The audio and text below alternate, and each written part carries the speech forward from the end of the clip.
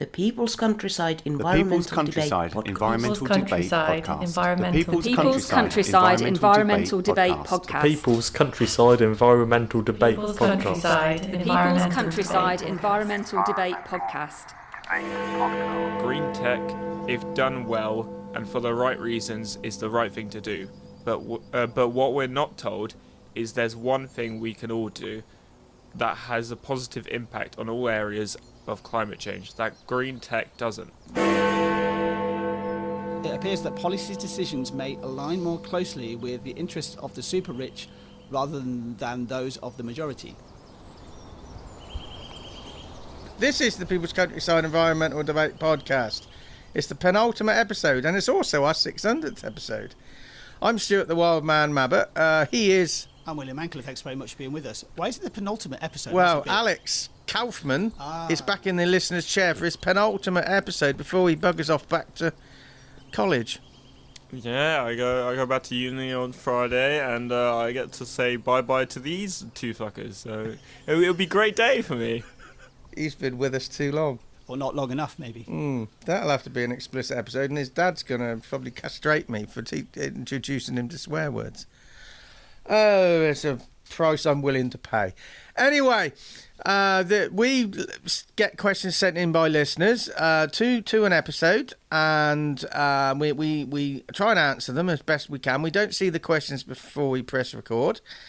We've only got 9 questions lined up, so get them in now, and you'll be answered quite quick, actually. I'd say by November time. By November time, yeah. We're into November with our questions, but yeah.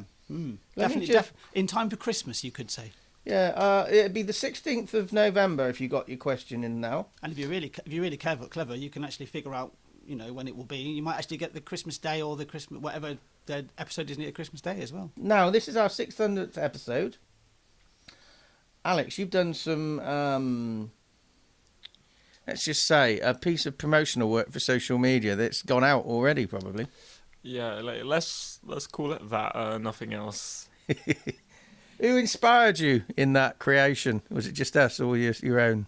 Probably my TikTok feed. Just a bunch of brain rot. So young audience enjoy. Older audience, you won't know what the heck's going on. Alex, would you like to read the first question? And who's it from? The first question is from Estefania. I may have butchered that, but I'm trying my best. From Jalisco, Mexico. That could be Jalisco, couldn't it? It could be, yeah. She says, "We're told the new green economy will save us, yet that's still utilising the same system that's destroying us. Green tech, if done well and for the right reasons, is the right thing to do. But what we're not told is there's one thing we can all do that has a positive impact on all areas of climate change that green tech doesn't. Eat less meat and dairy." Yeah, I mean, I would jump straight in and say that one of the biggest contributors to climate change is meat, and specifically beef. Beef has a high water content in particular, and a high CO2 and methane output because it's cows. So if you could, in a way, eat less meat, and particularly beef, you don't have to stop eating beef, but eat less of it, it would have a better impact, I think, than any new technology will have. I knew a guy who was a skilled beef farmer, and he went all around the world as a consultant, advising about beef farming. And when he first started out in that career, when he was in his 20s, he assumed, I can go anywhere in the world and it's the same set of issues and same set of problems. But he suddenly realised that the UK is actually, if you are going to raise beef, UK is the best place because you've got lots of grass and nice conditions. But if you go somewhere like America, the majority of their beef is fed on grain. Because I've said most grain crops in the world is produced to feed cattle that that grain could feed the whole world. But it goes towards most of it goes towards feeding cattle that only feeds a small percentage. In America, he told me that because they're fed on grain, it's a much fattier meat. so that Americans have a taste for fatty meat. They couldn't eat our beef because it's less fat. So it's not just eat less meat. It's feed cows what they're meant to be fed, because then there'd be food, for us. You'd still have the pollutions, but we wouldn't have a food shortage in the world. But the reason why they're feeding grain is because it's obviously a much, much, much cheaper food to produce en masse than it is grass. Grass has only got a finite life. Food production and food consuming is subsidised. Because we're so in the UK, we're so used to cheap food, and it's kept like that because it's bought in bulk and it's industrialised. But actually, the real value of the food we moan about the financial crisis we're in. But actually, if we were paying what food is actually worth, we'd be paying a lot more. Anyway, Alex, what do you think about eating less meat and less dairy? It's the way I see it is similar to voting in an election. Your one contribution won't really do anything. It's more a group of people, so. If you have the same kind of view on it like you would in an election, then it makes sense that those people don't actually switch. And there's like some replacements to meat can also cause absolutely CO2 emissions and all that. So. It's not just that, but it's also balancing it out by what you eat instead. Which brings us on to the systems that Estefania is talking about. She's saying about green tech will save us, yet they're still utilising the same system to distribute it and manufacture it that's already destroying us. She says green tech, if done well and for the right reasons, is the right thing to do. But we're told that there's one. So we're told about the food eating less meat. But do you agree that green tech is not going to make a blind bit of difference if it's the processes and systems behind it are the same? It's just going to end up with the same unsustainable result. No. Well, eventually, the way I see it is green tech will eventually become something like a ecosystem similar to. Nature being like connected with our society and stuff, and that's more the aspiration of it and what it would go towards.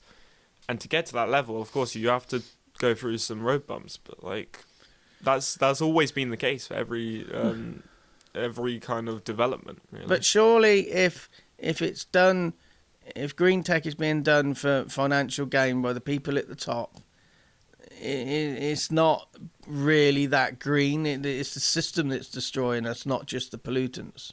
What do you think? I'm just thinking that what when we're talking about green tech here, it is all part of. It can all be part of the same system. So, for example, a car manufacturer will go from producing petrol cars to electric cars. But they are part of the same system, and they are still exploiting the resources of the planet for financial gain. That's one side of green tech.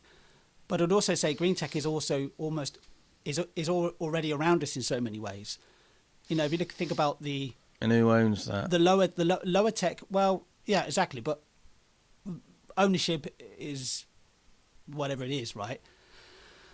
But green tech is already around us. For example, if you can get out of your car and travel by bus more often, and travel by train more often, and cycle more often, that in itself is green tech. Because you're basically, if you drill down into what green tech means, it means it's better technology that is better for the environment. That's how I would translate as long that. as it is better for the environment. But hold on.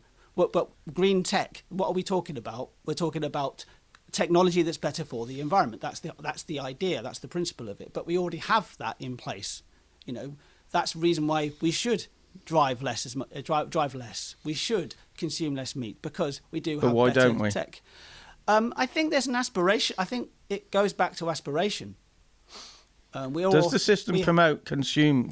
Just consume? Well, So yeah, even if it's green, it does. you're just replacing something doesn't need replacing just for the new version. But we need to define what the system is, because one thing I detest the most is when somebody goes, "Oh, they have not done anything." Who are they? Or the system in place? But what is the system? What system are we talking about here? The system is, in a way, is people who want to make lots of money, so they put advertising out there to basically play to our most base needs. And we are still that ape that's about 50,000 years old. We haven't evolved. We like this shiny new thing. So we're always after that shiny new object, whether it's a new car or whether it's a bigger house, or you can show off that you've got the best steak. You know, nobody really shows off, oh, I've made the best vegetable curry, because people don't see that as an aspiration. I think a lot of it's aspiration, really. Yeah, I guess it's a lot of that, but it's also just, especially with the meat thing, it's a lot based on human nature. Humans by nature are omnivores, and therefore the existence of us eating meat is within our blood. It makes sense that some people don't, and all this, but the majority do, and that's one of the reasons why, I'd say. So it's like following the rules in a way. I had somebody working with me years ago who said, "Oh, I want to invest in green inventors," and I said, "Yeah, but do you realise if you invest now," which was 30 years ago, I said, "Do you realise where your money's going?" And he looked at me and I said, "It's going into large companies like Shell and oil companies, because what they're doing, they're buying up the and they still are. They buy up the, what do you call it, when patent pending.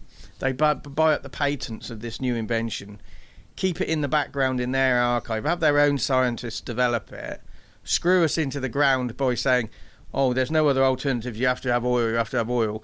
And people say, what comes after oil? Well, these companies will relaunch on the world these new products that from nowhere that nobody knew existed. Yeah, so you have to be careful who you invest your money with, and where's it actually going. But you're talking about these. We're talking about business planning very recently, and about the curve of a product. So the curve of an oil-based product, for example, is quite a long one, but it will eventually end. Yeah, so they know, they're thinking about that. These companies are thinking much longer term. It reminds me of how often colleges in Oxford think. We often think long term as 5 years. Some of these companies are actually, like colleges in Oxford, are thinking 500-600 years in the future. I would think. At least 100 years. So you go back to what you said, what is the system? Part of the system, which is often overlooked, is the values that are embedded in it. So that's it, so if you've got a large oil company that's buying up progressive green tech and has got the same values, distributing that across the world as they have oil, is it really going to make a difference? Is it really going to save us? Because it says here, we're told the new green economy will save us. Unless our approach of disseminating that saviour is reviewed, no, I don't think it will save us. I would say, though, this is maybe a controversial point here. It's intriguing always that we think about green tech as saving us, saving humans. I mean, the human species, as we are now, we've survived quite a few things in the past, quite major things, the various plagues that happened, especially in Europe and around the world, right? So we've survived those. We survived lots of things. I would even say that, I remember talking about in a previous episode of almost like, what does it take for people to wake up to the climate crisis? Well, because it's such a slow thing, it is a slow thing. It is in geological terms and in terms of the planet, it is fast, but in human terms, it's actually quite slow. So we're actually already adapting. So my point is, we don't need to save us at all. It's actually trying to make the planet more livable and actually better for other species. Alex, an environmental action that we can take from this question and our discussion. drive less. Although, I mean, there is the option to not eat meat and dairy, and in that sense, you can eat less, but that's more of a preference in a way. Whereas driving, I'd say, can be. There's always alternatives. You can take a bus, you can take a train, you can cycle, you can walk. Anything is much better than driving. I can hear people out there, their butt cheeks clenching at that. They're saying it might be better, but it takes longer. Well, why are we in a hurry? You're all going to end up in a box one day. Why you could be in a rush to get there? William? I always come back to consume less. Just consume less. I will say the last line of this question from Estefania, which is eat less meat and dairy. It doesn't mean you have to stop doing those two things. But what I would think about is, what is the quality of the meat you're eating? What is the quality of the dairy that you're consuming? If you're getting it from the supermarket, what is the quality of that meat and what is the quality of that milk? If you cut back and keep the same budget but have less, you can actually get better quality, maybe more locally sourced, which is better for the environment in so many ways. Better, it's not going to take a massive hit out of your back pocket, and also you actually probably be better for it. And also you might open your eyes up to, dare I say, vegan food, which a lot of people get very sort of like uptight about. Do you remember the whole sort of like drama around the fact that Greggs here in the UK came up with a vegan sausage roll? There was a massive backlash. They were going, oh, they're going to get rid of the pork sausage roll. They never said that. But people are threatened by the word vegan. I came back from a trip to Glasgow on a minibus 30 odd years ago. And we stopped off. It used to be the Plough in Wheatley. It's now a tattoo parlour. But it used to be we stopped off there because we knew the owner. And he'd get about 6 o'clock in the morning. He cooked us breakfast. There was about 20 of us. And I was vegetarian in them days, in my early 20s. And I said, I'll have a vegetarian breakfast. And this old boy, he's probably dead now, but he was knocking on a bit. And he looked at me and he said, my daughter's a fussy eater as well. And I thought, thank you very much. And I stuffed his sausage in his mouth. Badoosh! Anyway, this is our 600th episode, William. It is, yeah. It doesn't feel like 600, does it, Stuart? It does. Really. When you got to edit 600, it's a lot. Well, it's always one at a time, I would say. Yeah, it's the best way to approach anything is, rather than thinking about, there's maybe something just to say to anybody who's aspiring to be a podcaster. Don't do it. Don't do it. Yeah, that's a bloody good thing. But if you really want to, if you're really fucking determined to be a podcaster, you've already said that swear word at the start of the episode, Alex. No point covering your ears. Yeah, just think about the next episode. Just think about what you're gonna have a really good plan about what you want to cover. If you want to be a slightly different podcaster, do more than 10 episodes, because most podcasts don't get beyond 3 episodes, and if they do, they don't go beyond 10. And we're in many ways in the top edge of podcasters, because we're still here and we're doing 600 episodes. But I never think about it that way. I think about it as the next episode. It's always the next episode, the next time we're recording, the next time you're editing, when I get the edit and I'm dealing with the edit to put it up onto our platform. It's always the next episode. So now, don't get ahead of yourself. Just concentrate on what you're doing. The next question is from a regular contributor, Vinroy in Linstead, Jamaica. If you listen to the last episode or recent one, he said he'd been ill, so he had time to think about big issues. Please get well, Vinroy, because this is a monster question. We don't want you thinking about these things too much, because it's going to take us another half an hour to read this question out. William, you read it. Yeah, I kind of thought you might give that to me, because Alex has read the first question out, and I know. Stuart only reads out questions that are like 2 words long, about 2 syllables, I think. Anyway, so thank you, Vinroy, and I hope you really are feeling better. And if you aren't, I hope you're on the mend soon. Vinroy, yeah, many governments today often face criticism for granting undue influence to affluent elites. In many cases, it appears that policy decisions may align more closely with the interests of the super rich rather than those of the majority. This phenomenon is sometimes discussed in terms of elite capture, a situation where government mechanisms and political power end up reflecting the preferences of a relatively small but wealthy segment of society. While wealth creation is an important driver of economic growth, a system that continually favours the accumulation of wealth among the few can have unintended societal impacts.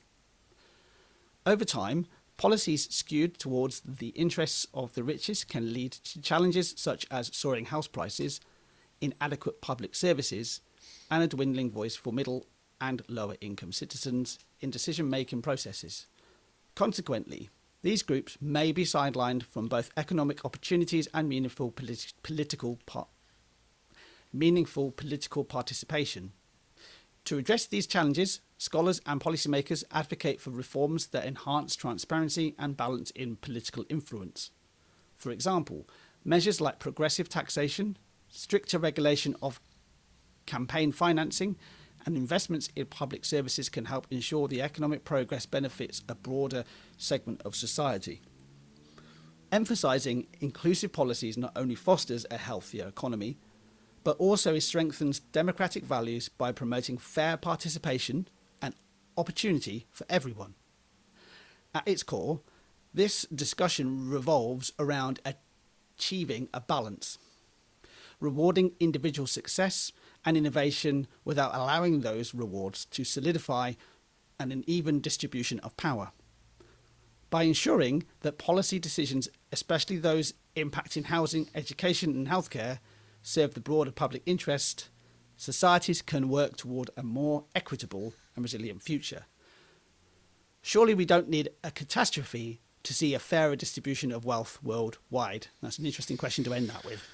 And I would say, Alex, you don't like political questions. This is maybe a moral one as well, but what's your first take on that? I have to unpack that quite a lot. My first take on that is, I think we did a question not too long ago about kind of the rich being richer and all this. That could have been Vin Roy again. It very much might have been.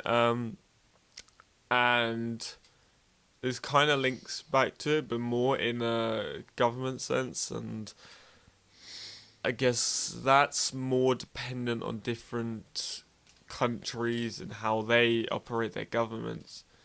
And so you're struggling with how to make this a universal change. Yeah, it's one of those where, I mean, many societies manage to cope with how the government structured things, many don't. But that kind of stature of the rich being right at the top by a ridiculous margin is always really there, and so it's kind of, even if you do try and solve it universally, because of the culture difference and stuff, it also affects things. I became aware of an organisation just by I was on social media. There's an organisation called Led by Donkeys. Are you aware of this? No. It's quite a left-leaning one. But basically, it pointed out there's an organisation out there which basically means that it shows how people who are very wealthy are able to get citizenship easily in other countries, so they can actually just offshore their money very quickly to avoid tax, basically. So there's always somebody that will only be thinking about themselves and about their own back pocket. I think this Vin was talking about, there's too many of those people at the moment, so it's too skewing the system. It's probably just, I would say it's not too many of those people. It's just a lot that few people have lots rather than it being fairly distributed. And I don't think we're ever going to get to the bottom of trying to figure that conundrum out, because there will always be ways around. If few people have lots, tax. then surely that is too many in that group. Oh yeah, I'm not arguing against that at all. I'm just saying that it's not lots of people. It's a smaller group of the population that have a lot of the wealth and a lot of the money and whatever. Something interesting. There are ways that people can actually get around it by going to organisations like this where they can actually offshore their money. So there's always a ways around taken their money out of the system. Something Alex said, which I thought was very interesting. He said it a number of times in recent visits to the listener's chair. When that was okay, we want to change things, but who's going to change it? Because the people responsible for changing it aren't going to want to change it. So is that right? Come in your head again? Yeah, exactly. I made a point. I think last time we were mentioning about the rich being getting richer. Monaco has 38,631 residents as by last year, and they don't pay tax. Yeah. So the thing about Monaco is there's zero income tax for anyone as long as they're not a French citizen, because France and Monaco are, they're close politically. But to live in Monaco, you need to make a certain amount per year to actually own a house and therefore be a resident there. So it's and there's many different places like that, and it's just the rich getting richer, but also this is kind of going into. There's always been a pyramid with how the rich, how people are scaled on the financial level, but it's just making it so there's more layers to it, and it's making it the ones who are lower down are receiving less and less kind of. I don't know what the word is for that, but they're just receiving less of practically everything. I think Vinroy raises some very good points here. This is one question I don't want to pick through because I think he raises the points himself. But what I would say, if I could remember the thought that's just dropped out of my head for the moment, it is, you just said, Alex, on a financial level, you have the elite. But, I read somewhere and I heard somewhere, might have been on this podcast, that, the rich... there's no middle ground because the poor aspire to be having financial wealth, and the people with the financial wealth can't appreciate being poor. Well, actually, but the people at the bottom realise once you get all that stuff at the top, you're better off. So I think we should be spinning this all round in what is rich. We know it's not financial, but we're taken by the stuff that twinkles and in the ground, the gold and the flashy stuff. Surely if everybody was left behind by the elite, we'd just get on and have a different value system. There is one thing that I will pick out in Vinroy's question here, which I love. I really enjoy this, the way he's actually said this. So often we talk about upper class, middle class, lower class. He's actually pointed out that I think it's better that it's seen as middle and lower income citizens. It's a very different way of putting it. You're basically saying the income, not about the class, because anybody could end up being a low income household. For maybe somebody can't work because of their health. Suddenly you've gone from maybe middle income to low income. Or the benefit system fails you because they suddenly stop paying you any money because there's a glitch in their system. Exactly, yeah, exactly. I know what you're talking about, Stuart, but I know who you're specifically talking about. But I think that's a much better way of looking at it. I think politicians really struggle with talking about that. Twerking? They struggle with twerking. That's a very different word now. I don't know what point you're trying to make there. Keir Starmer, let's see a twerk. So politicians really struggle to talk about working. They say working people. What is a working person? It's a very, very ill-defined thing. I think it's better to say low income.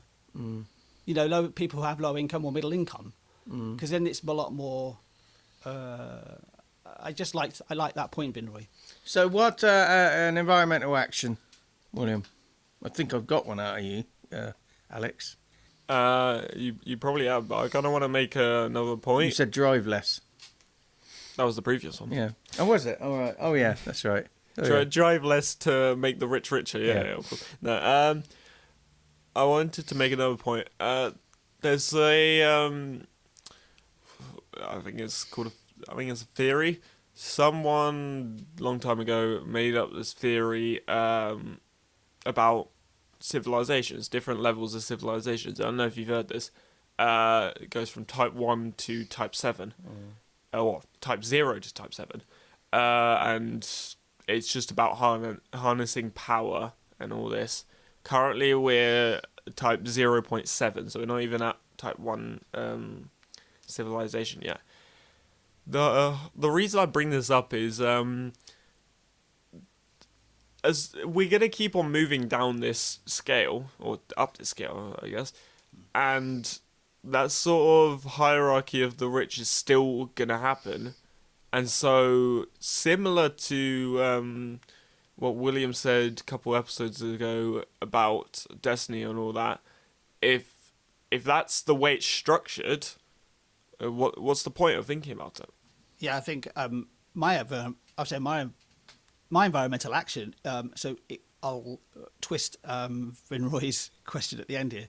Surely we don't need a catastrophe to see a fairer distribution of wealth worldwide. I mean, that's the thing I would say. We're all waiting for a big catastrophe when it comes to climate change. I think that's what we're waiting for. A bit like a blockbuster movie, you know. Oh, it's the this has happened. You know, a worldwide flood has happened. It didn't happen, people. Not from the Bible. That's my own opinion. But yeah, if we're waiting for that catastrophe. Don't wait for the catastrophe. You know, put pressure on your local politicians. Eat less meat, drive less, consume less. Just be a better person to the person sat next to you as well. The bit that jumps out to me comes up with an environmental action. It says the dwindling voice of the middle and lower income citizens, regardless of where you are. Just make your voice heard in as many ways as you can. You just don't sit there, you know, sucking your thumb, expecting somebody else to solve it. Somebody else is causing your problems.